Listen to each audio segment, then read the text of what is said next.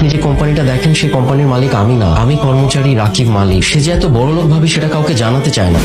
এটা তুমি কি করছো পিউ? তুমি জানো এটার দাম কত? ওর খালা অস্ট্রেলিয়া থেকে এটা পাঠিয়েছে, 1,00,000 টাকা দাম। হ্যাঁ বৌমা বাচ্চা মেয়ে, ওকে এত কিছু বোঝে? নানু ভাই আসো তুমি আমার কাছে। নাদিয়া, নাদিয়া, বলো, শুনতেছি। তুমি কি কোনো কারণে রাগ করছো? তো রাগ করবো না তো কি করবো? হ্যাঁ, ভাইয়া ভাবিরা কি পরিমাণ অপমান করলো সবার সামনে। 4-5 হাজার টাকা দিয়ে তুমি একটা গিফট কিনে দিলা। এই খেলাটা না কিনে এত দামি খেলা তো কিনে দিতে পারতাম, তাই না? আমি বলছিলাম তোমাকে, না সেটা করলা না। ভাবে ভাই বোনেরা থাকে বিদেশে, সবসময় জুনাতকে দামি দামি গিফট কিনে দেয়, আর আমি তোর ফুপু ফুপু হয়ে আমি কি গিফটটা দিলাম? কথা তো শোনাবেই। ভাইয়া ঠিকই বলছে, সবসময় সামির ভাইয়ের উপর ভরসা করে থাকি, জীবনটাই পার হবে চুলা ঠেলতে ঠেলতে। কি বলতেছো তুমি? কি বলতেছি? শোনো, তুমি একটা কাজ করবা, তুমি বাবাকে বলবা যে তোমাদের গ্রামের একটা জমি আছে, সেই জমিটা বিক্রি করে তোমাকে যাতে কিছু টাকা দেয়, এটা দিয়ে একটা বিজনেস শুরু করো, কিছু একটা করো। কি বিজনেস করবা সেটা যদি তোমার বুদ্ধিতে না আসে, তুমি সামির ভাইকে জিজ্ঞেস করো, তার কাছ থেকে একটা বুদ্ধি নাও। ও সেই বুদ্ধি নিতে তো তোমার আবার কষ্ট হয়ে যাবে, তুমি পারবা না বুদ্ধি নিতে। তাহলে আমি তাকে ফোন দিই, আমি জিজ্ঞেস করি কি বুদ্ধিতে করা যায় বিজনেস। পাগল হয়ে গেছো নাকি? হ্যাঁ পাগল হয়ে গেছি, একদম পাগল হয়ে গেছি।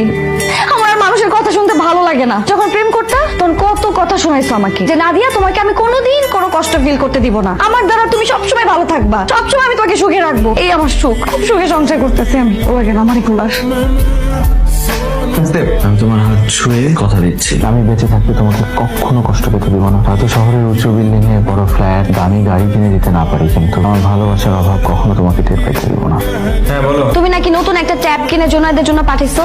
পাঠিয়েছি তো, কেন কি হয়েছে? কি হয়েছে মানে? তুমি টাকা কোথায় পাইছো ট্যাব কেনার? আরে টাকা সামিউল দিছে, কালকে ঘটনা শুনে ও খুব রাগ করছে, বললো যে খেলতে গিয়ে ভাস্তি একটা জিনিস নষ্ট করে ফেলছে, এর জন্য এত কথা শোনানোর কি আছে। এটা আমার খুব খারাপ লাগছে। আমি জানতাম এটা সামিউল ভাইয়েরই কাজ হবে। তোমার বন্ধু ভাগ্য দেখলে যে কারো হিংসা হবে। কিন্তু একটা দুঃসংবাদ আছে। দুঃসংবাদ? ভাইয়া তো মহা বিপদে পড়ছে। ওই যে চায়না থেকে কি নাকি ইম্পোর্ট করতে চাইছিল, এজন্য তো বাড়ি মর্গেজ লাগছিল। তারপর তো সব প্রোডাক্ট এই কাস্টমসে নাকি আটকে রাখছে, কন্টেনার নাকি কিচ্ছু বাইর করতে পারতেছে না। তুমি জানো 6 কোটি টাকার প্রোডাক্ট ছিল এখানে। তুমি বুঝতেছো ব্যাংক থেকে কত পরিমাণে প্রেসার আসবে? আমি শুনলাম ভাইয়ার নামে নাকি তারা মামলাও করতে পারে। মাম্মা মাম্মা কি হয়েছে মাম্মা? কি হয়েছে পিউ? ওর সমস্যা খারাপ লাগতেছে। পিউ হ্যালো, পিউ আপনাদের বাচ্চার হার্টে একটা ছিদ্র আছে। হার্টে ছিদ্র মানে? হঠাৎ করে হার্টে ছিদ্র কোথা থেকে আসলো? না হঠাৎ করে না, এটা জন্মগত। বাচ্চা যখন ছোট থাকে তখন ডিটেক্ট করা যায় না, বড় হলে যখন একটু হালাকি করে ঘাবড়াবেন না, আমাদের এখানে চিকিৎসার ব্যবস্থা আছে। ওর ওপেন হার্ট সার্জারি করবো। Open heart? কি বলতেছেন আপনি? এতটুকু ছোট বাচ্চার ওপেন হার্ট কি করে হয়? এটা ছাড়া করতে হবে, আমি দ্রুতই করতে হবে। কিছু খরচা করতে ব্যাপার আছে, তাই কমাবেন না। টাকার ব্যবস্থা হয়ে যাবে। প্লিজ আমার মেয়ের অপারেশনের ব্যবস্থা করে রাখতে। নাদিয়া, টাকার বিষয় বলবো? হ্যাঁ টাকাটা কিভাবে জোগাড় করবা তাই তো?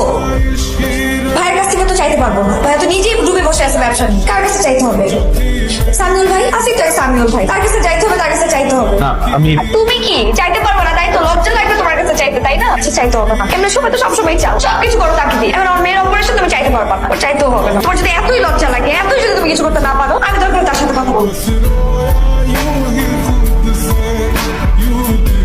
পিউ এখন কেমন আছে? আলহামদুলিল্লাহ ভাইয়া। আলহামদুলিল্লাহ, শুনে একটু সাহস পেলাম। সামিউল ভাই, আপনি যে উপকারটা আমাদের করলেন, এই ঋণ আমরা কিভাবে শোধ করবো বলুন ভাই? এখনকার যুগে আপনার মতো মানুষ পাওয়া মানুষের ভাগ্যের ব্যাপার। আপনি যদি আমাদেরকে এতগুলো টাকা না দিতে, আমরা হয়তো আমাদের মেয়েটাকে বাঁচাতে পারতাম না। ভাবি আমি সরি, আমি একটা কথা আপনার কাছে গোপন করেছি ভাবি।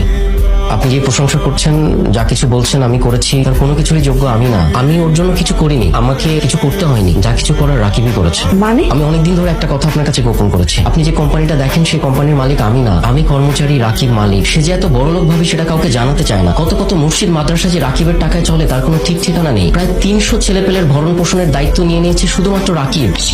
বলছেন সামিউল ভাই, রাকিব এগুলা? এটাই সত্যি, আমার কাছে বিশ্বাস নাই হতে পারে, পুরো পৃথিবীর কাছে অবিশ্বাস্য লাগলেও এটাই সত্যি। কিন্তু ও আমাদের কাছে কেন লুকাবে? কারণ ওর মনে একটা ভয় আছে। ভয়? কিসের ভয়? রাকিব মধ্যবিত্ত জীবন চায়। ও মনে করে এত অর্থ, বিত্ত, বৈভব, প্রাচুর্য এই সবকিছু থাকলে ওর যে মধ্যবিত্ত জীবনের যেই লোভ, যেই সুখ, যেই ভালোবাসা, পারিবারিক বন্ধন, খুনসুটি এই সবকিছু হারিয়ে যাবে। কি সুন্দর করে আপনারা সুখ দুঃখ ভাগ বাটোয়ারা করেন, এই কিছুই আর থাকবে না।